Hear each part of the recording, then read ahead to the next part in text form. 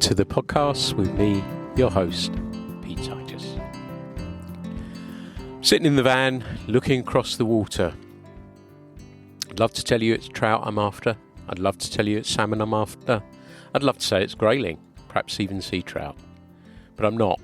The rivers are low. The water's warm. So I've packed a rod and I'm going to go and try and find some carp. This will be a fun day. Warren's sort of kind of in the area and he's hoping to pop down at some stage, so I'm hoping he'll come and join me too. This will be stalking fish. So I've done a podcast before about it and I thought it would be timely to do it with the weather conditions that we have to face and the challenges that we have to face as fly anglers. And it got me thinking a little bit about how we think about our fishing as anglers, and do we pack our rods away because the rivers are unfishable?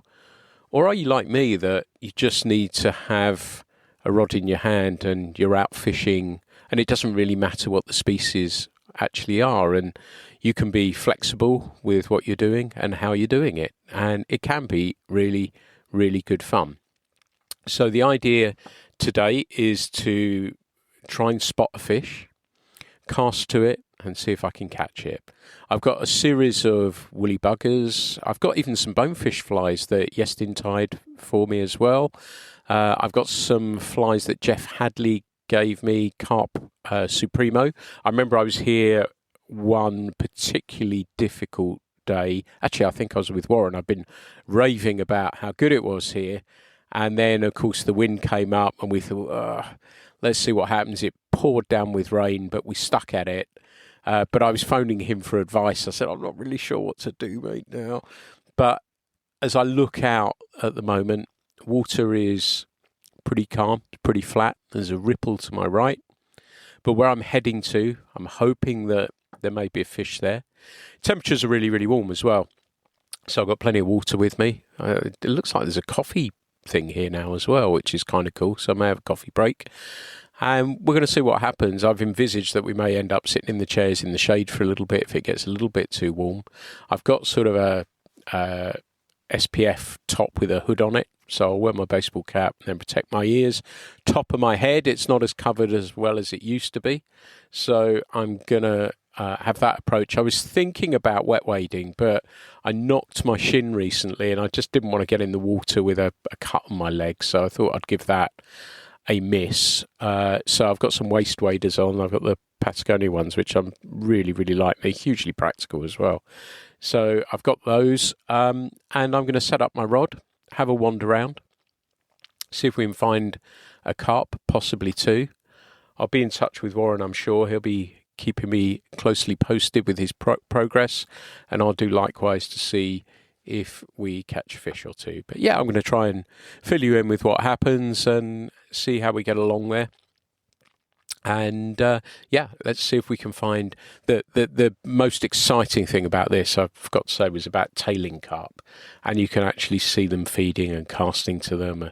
And that to me is kind of like that. And I said I've got this SPF top on. It is kind of like bone fishing in many, many respects. So I've got a 9.5 7 weight rod with me. It's an old Reddington, I think it is.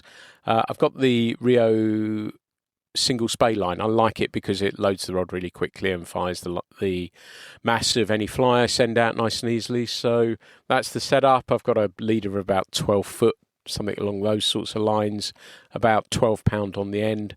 And we'll see how we get on with that. I suppose I could have brought a line tray with me should I needed it, but we'll wait and see. But because I'm stalking fish, I don't know that I'm going to make tons and tons of casts. But yeah, let's see how we get on.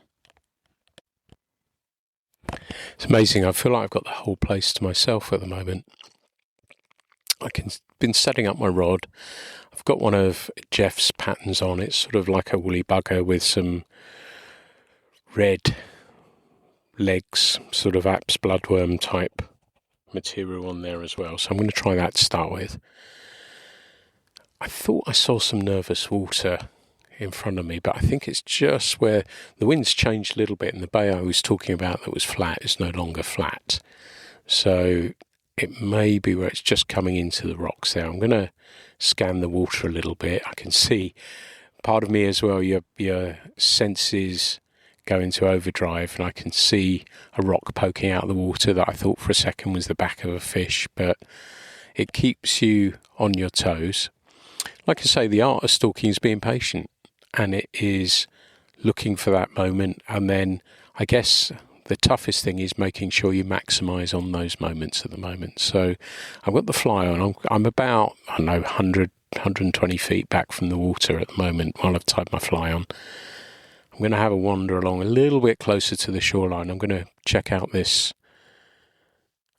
nervous water. There is a fish there, I think. Yeah, there may be some fish to the right of there, actually. So I'm going to have a wander down and see if they are actually fish. So, yeah, we might be game on quicker than I thought.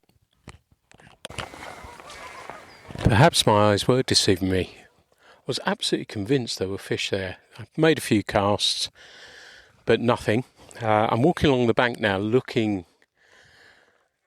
Oh, there's one just gone out there. Jeez. I think it was.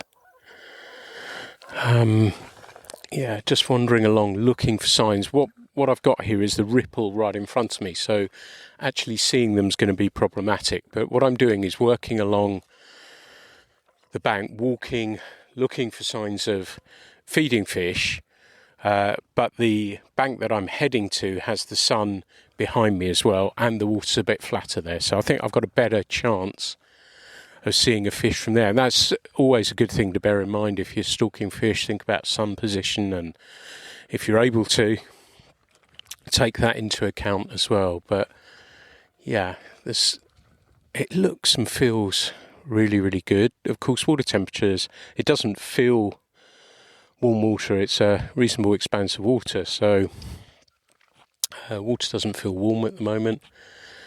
There's only me, some geese and some lambs, and that's it here. It is incredibly quiet and peaceful and really enjoyable. But I think, on the flatter water I've got a better chance of seeing something unless I'm seeing somebody feeding. But I'm just sort of walking along, getting a feel of things at the moment, and looking for that nervous water, that sign of fish feeding or moving near the surface. So that's going to be my main clue here. It would be wonderful if I saw one tailing early on, but we'll see what happens there. But I'm keeping back from the bank at the moment, as I know the fish here can come in really, really close. So you've got to be really careful. There's no point sort of wading right out. You want to sometimes hear only your leaders landing on the water as well. So that's how close in the fish can come. So I'm looking for signs, but as yet, nothing really, really conclusive. But I'm getting towards the more interesting flatter water, where I think I've got a much better chance of seeing a fish and covering it then, and intercepting it as well. So we'll see what goes on. There is, some flat water in front of me, but I'm not seeing any real signs of life just at the moment. But I'll keep scouting the water looking for them. I was just checking the mileage of a lonely carp stalker. And I haven't been there this long, but I've already done 6,000 steps. Just been walking. I covered the bank where I thought I might get some better view of any fish. Didn't see a thing. Walked all the way back from where I started from, and then have gone to my right a little bit further. Temperature's getting up, and I was starting to think, right, okay, is this a situation? You've got a fishing friend coming, so do you say, look, there may not be much going on, might be worth heading home, or do you stick with it? And I'm standing in the water right now, and I know I was just saying a few moments ago that keep back from the water, but I'm not seeing fish in the shallows feeding. And I remember my friend Ben, when we were fishing here, that he was saying that he had carp around his, they were swimming past him. And I wonder if the game may have switched a little bit to cruising fish and looking for those rather than the tailing ones. I'm trying to be adaptable right now. I'm sort of shin deep in the water, and it's nice and cold. I have to say, it's really, really nice. It is, hardly surprisingly, we're in the heat wave. So, and part of me is starting to rationalise it and say, right, okay, are the fish coming up to feed in the shallows at night time and going down, going back into deeper water, cooler water during the day? I don't know. I'm no expert at this. I'm just somebody who really, really enjoys it. I've not studied this with any great depth of knowledge. I'm just trying to piece together and put something together that I can say, right, okay, I think this what might be happening. But usually by now I've probably seen the fish, so there may be something slightly different happening. Actually, there's a little bit of silty water there. I wonder if there was somebody down there a second ago. I try and spin everything as positively as I possibly can, but if nothing else, I'm enjoying a walk in some cool water. I'd love to have brought my dog today, but of course there's no chance that's going to happen, but with these conditions. But yeah, trying to sort of piece together parts of it and say, right, okay, maybe I'll put a call into Jeff and say, what do you think, bud? And get some info from him, some intel, some intelligence that I may be able to act on. But I'm still really enjoying it. It's just nice walking along, almost a flat really. So again, I keep using that bone fishing analogy, but it really is conditions like that, and also with the weather that we have right now. It's warm, as I said, I've got my hood up, my sun hood. It is those sorts of conditions right now. So I thought I saw something there. Again, it's incredibly quiet. There's nobody around here. I do have the whole place to myself. There's plenty of room here anyway. It doesn't matter and doesn't bother me, but it's nice just to be able to walk along, look for any clues, any signs, anything that makes me strike into action. I was thinking about the nervous water thing as well, that it wasn't fish, but I fired off a shot. I think it was just where the wind channels and where the ripple was just hitting something subsurface, and then just making the water look like there were fish, and it happened somewhere else. And again, my only very humble advice is I casted it just in case. Make a couple of casts there just in case, and it does tighten your focus just that little bit more as well. So yeah, I'm going to carry on walking along here, see if I see anyone. As I said, I'm sort of trying to plan the conversation with Warren. I know what the answer's probably going to be, but I'm wary as the temperature gets warmer, what impact does that have? And I'm thinking to myself, these carp fishing videos that I'd seen in the States years back, that roasting hot days on flats boats. So I'm kind of thinking about those things as well. So I'm hoping we might be okay. I just need a little bit of a clue as to how to plan things. Just saw a rock there for a fleeting second. It was just the side of a rock that could have easily been the back of a carp, but on this occasion it wasn't. But yeah, just looking for any clues to say, right, okay, this is what I could or should be doing.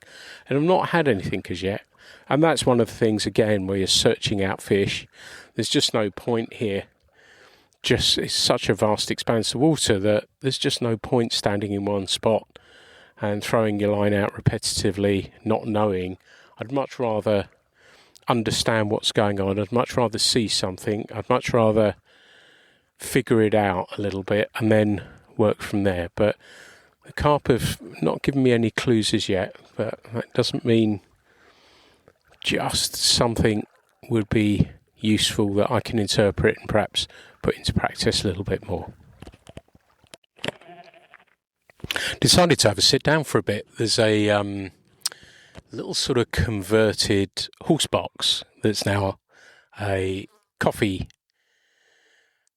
outlet, which was absolutely perfect. So I sat down and had a cup of coffee, and then Warren phoned me and I said, look, it's a bit quiet, bud, there's not a great deal going on. And I thought, right, I'll walk along the bank that I started on this morning, and lo and behold, I've seen a couple of fish. So I've covered them. One was in really super shallow water, so I'm staying right back just to be on the safe side. I've got sort of changed my fly up. I've got sort of a woolly bugger with rubber legs, so I'm going to try that. But they seem as though they're not sort of hard on it, the fish, but they're about. So the immediate thing I'm thinking is perhaps I need to go a slightly smaller fly, but I'd like to get a shot at the fish first to try and figure out what's going on and then go from there. But it's funny, isn't it, how quickly things can spin on its head. So I don't know if the fish were in deeper water or they're just working their way around into this bay. I don't know.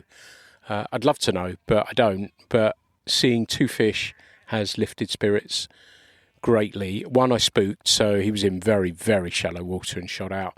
The other one was cruising. I flipped the fly and he bugged out of there. So I'm going to keep watching. I'm keeping right back from the bank, keeping half an eye on the car park to see if Warren arrives, and go from there. That was a really absorbing hour of fishing. I'd seen a couple of fish move just as I saw Warren's van come into the car park. And then the back of the bay, I saw somebody standing there. He wasn't a fisherman, but it was clear he was watching carp move. So I wound in and walked round. They'd moved on, and it was a few fish starting to move.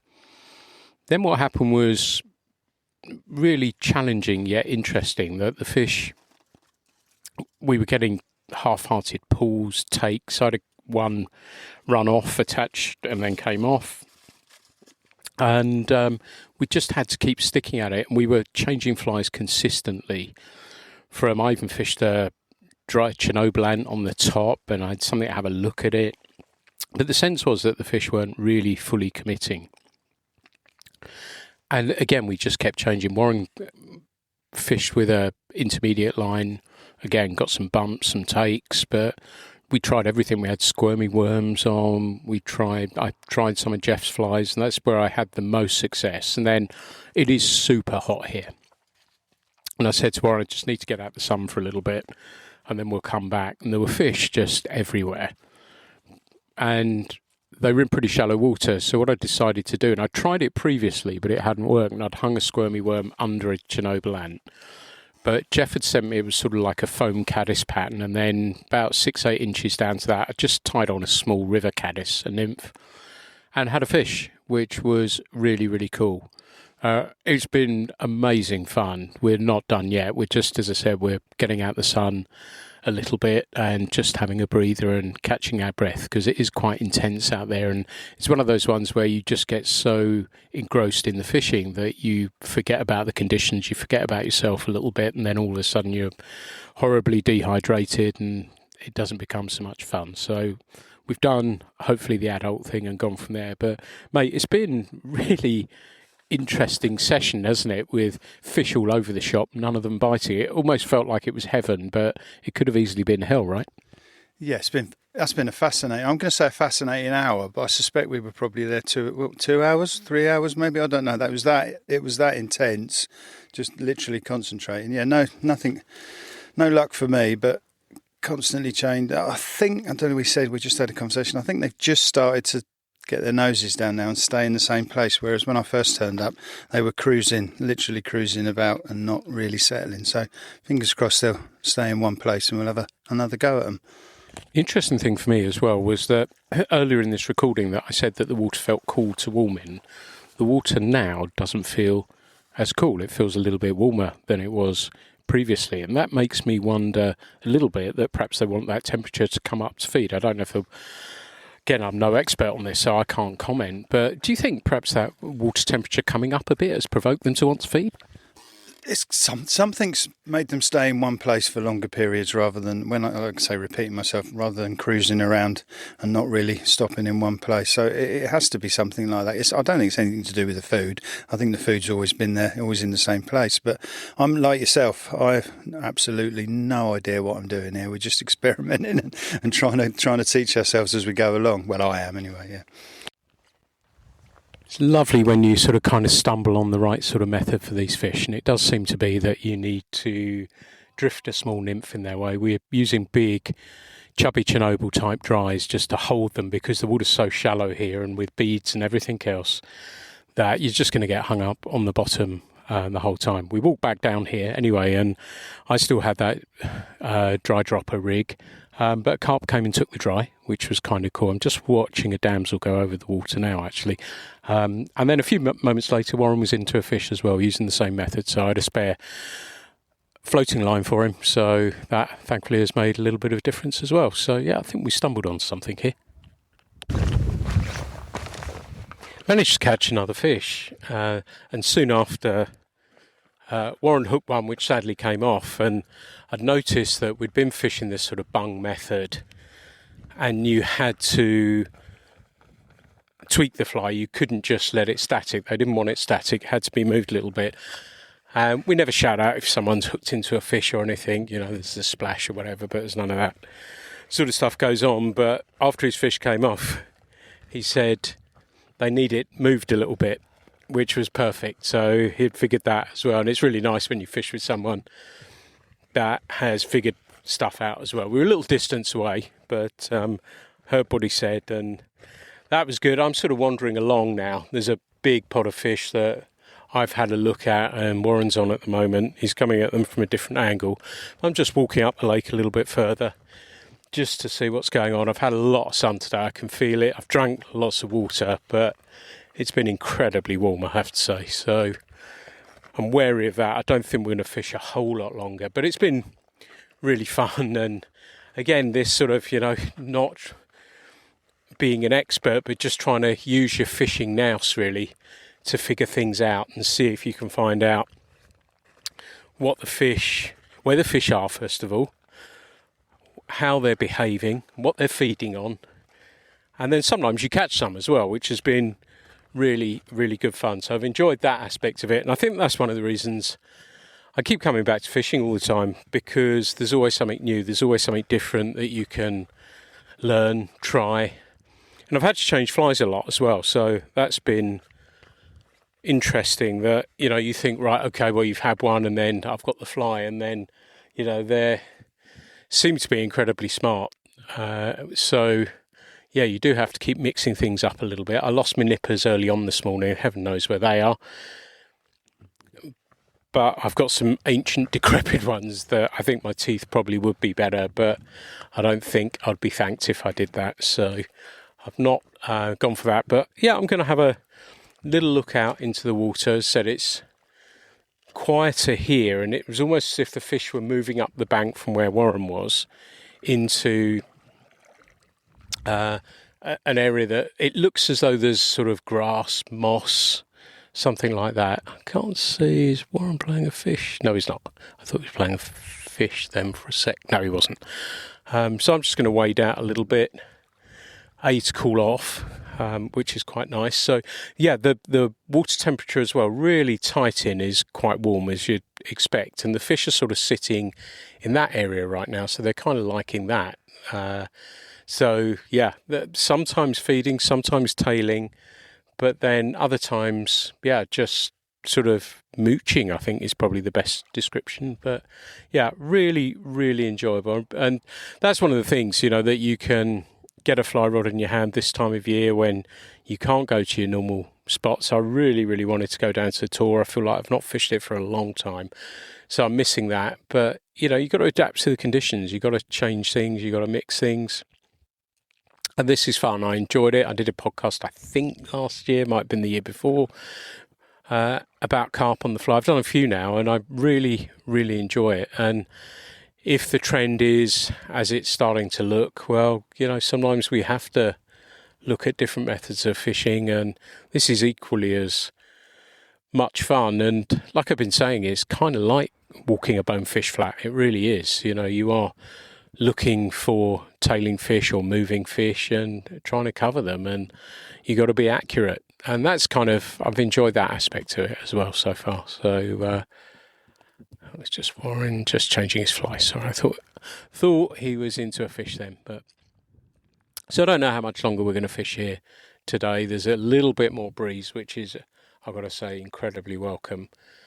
But I've toughed it out in these conditions, caught some fish, learnt some things that get logged away. As I often say on here, I'm not one of these people who keep a fishing diary, and I always also say that the people that do have my utmost respect, because I think that's absolutely fantastic. But it's logged away. It's in my mind, and I've sort of got where I think there is a hot spot, similar to last year as well. So kind of know where to go.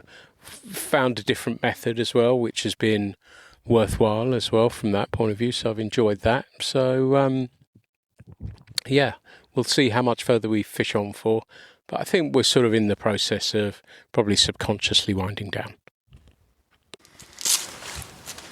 Well, mate, we're going to start heading up the road soon. Nearly slipped then about where we were. It's been fun. I'm absolutely knackered, but it's been fun. The highlight for me, I think, was you shouting across. I think they need it tweaked a little bit when you're fishing the duo too, but I think we figured out a method that we can tweak a little bit should we need to do it, don't you? Yeah, I mean, fair play to you. You went for suspending the nymph early doors, and that's definitely, today that was definitely the way. My nymphs need a tweak, not so much weight, if any weight.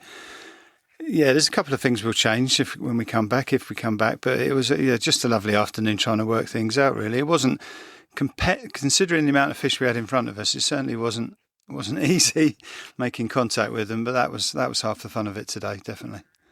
Yeah, well, as I've said earlier, I think probably on a section, that I like just figuring it out. And when you figure it out, that's part of it. And the fish, of course, will come because you figured it out, but not always. And I found that I had to change flies a fair bit as well, where you think you had one, then you had to tweak it and then tweak it and then tweak it. And then in the end, I was just fishing a dry just to see what would happen again, having caught a fish that way. So I enjoyed that immensely. But yeah, it's been great fun. I hope you've enjoyed this episode of the podcast. It was on the spur of the moment sort of thing. As I said, the whole trip was a spur of the moment sort of thing, and thought it was too nice not to share. So as ever, there'll be plenty more coming very, very soon. But thank you so much for listening to the podcast. There'll be another episode coming very, very soon.